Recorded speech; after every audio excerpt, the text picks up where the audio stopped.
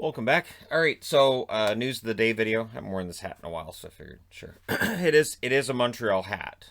It's the logo that they had when they won a Stanley Cup. You imagine if a team did that now? They were like, we won the championship, so we're gonna have a globe on the front of our jersey because we won. We're the best team in the world. Oh, the internet would melt down. All right, so waiver news today. Mason Garrettson's on waivers as well from the Rangers. He's not getting claimed.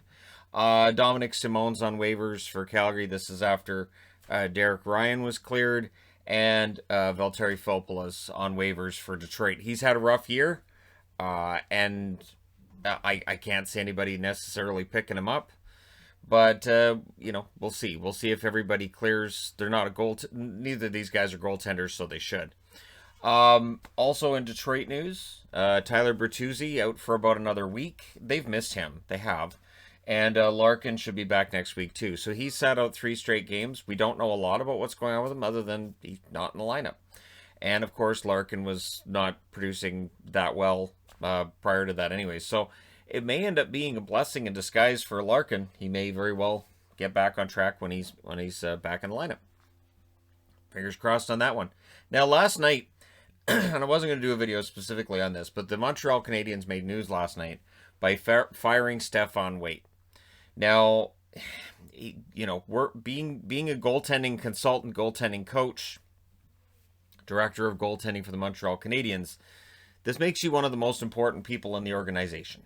So Carey Price not playing well. Apparently, Carey Price wasn't consulted before this decision was made. Marc Bergevin said they did not consult him and said basically Carey needs help.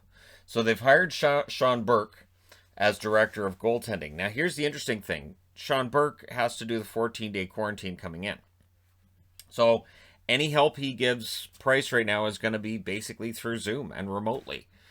And this is how important Montreal finds this. And I think this is really interesting because you've got a situation in Montreal where Jake Allen's there. And I talked about this in a recent video too. Jake Allen went through this in St. Louis, where he had a crisis of confidence, and it dramatically impacted his game, and his numbers just absolutely tanked. I do wonder what kind of relationship Allen and Price have, and how much talking they do between the two of them, because it's important to have 2 goaltenders that get along. That's always very important, and when fans see that, sort of like when you had Markstrom and Lack here in Vancouver, and everybody was excited about that. And then, life happens. But I do wonder if Jake Allen is part of the solution on this too. He's been through this. He's been through this crisis of confidence. He might have some meditation techniques. There might be something that he learned when he went through what he did in St. Louis that he can now pass on to Carey Price. And I think it's a smart move. We know that Montreal will go as far as Carey Price will take them. Jake Allen's a great story. Jake Allen also has shown in the past that he's not necessarily a 1A top 10 goaltender in the league, but Carey Price absolutely can be. So Marc Bergevin doing what he can, I think right now too, in order to protect his own job, because now that there's a new coach, well, if things don't turn around, he would be the next one that'd be on his way out. So good move by Bergevin, I think. It's a bold move by Bergevin as well, and we'll see how this goes for the Montreal Canadiens. Very often you will hear fans complaining about goaltending coaches when goaltenders aren't playing well. In this case, we'll see whether or not that helps turn things around for Carey Price. Last night went pretty well for Montreal, so I still think they turn around. I still think they're a playoff team. I'd be kind of surprised if they weren't. That being said, Calgary's going to be right there too.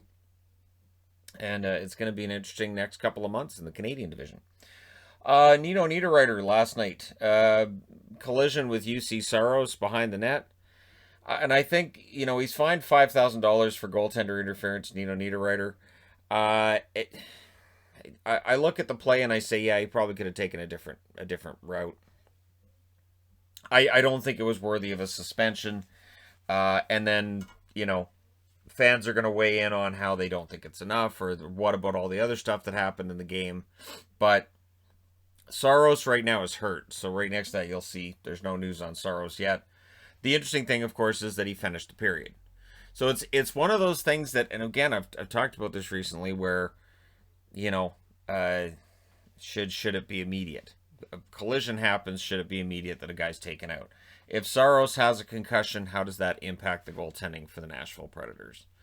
Because again, then you kind of have to go with Rene, right? And yeah, so hopefully Saros is okay. Although the fact we haven't had news that he's okay means probably not. And Niederreiter's fine is basically, I know it's a slap on the wrist, but it means that he has basically a record with the NHL. So if something happens again, then it escalates further. Noah Juleson not on the road with the Florida Panthers. They're not saying why. It's an undisclosed injury, so yeah, we're not even halfway through the season for Florida, and yeah, undisclosed. And at some point, I would imagine that guys won't be on the ice, and they'll ask Coach Quenneville. So we noticed Sasha Barkov wasn't on the ice this morning. What's going on? Sasha wasn't on the ice? Didn't even notice. I no idea. None. But he hasn't played in the last couple of games. You know what? I'd forgotten who this Barkov guy. He plays for us, really. I think we're gonna get to that point. So, yeah, and Bobrovsky's starting tonight for Florida, so we'll see how that goes too. Tonight or tomorrow? Tomorrow. They've named him for tomorrow's game. I've got the preview board right here for tomorrow's game. All right. Matthews is definitely a maybe for tonight, and he's also a maybe not. So they're saying he feels better, but it's day to day. It was already day to day. So before that was a week to week, and now it's day to day. I don't know if he's playing. I know Freddie Anderson's supposed to return tonight though. So things get better for Edmonton, I guess. They couldn't score on Jack Campbell. Then they couldn't score on Michael Hutchinson. Oh, now Freddie's back. So can the Leafs get 3 shutouts from 3 different goalies against the same team all in a row? There's the challenge that awaits the Toronto Maple Leafs. Jack Campbell was not on the ice today. So Campbell's out again, I guess. Yeah.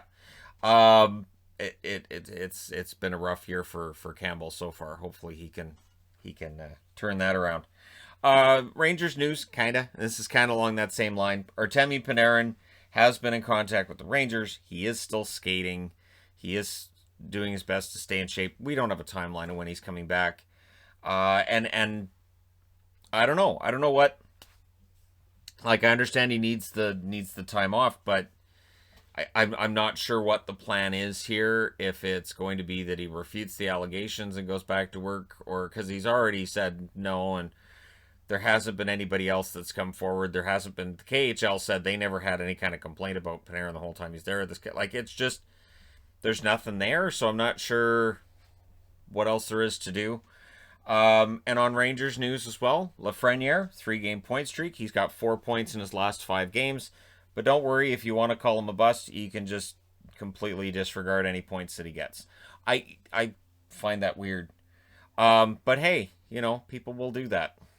You need to talk about Lafreniere as a bust. He's not, though.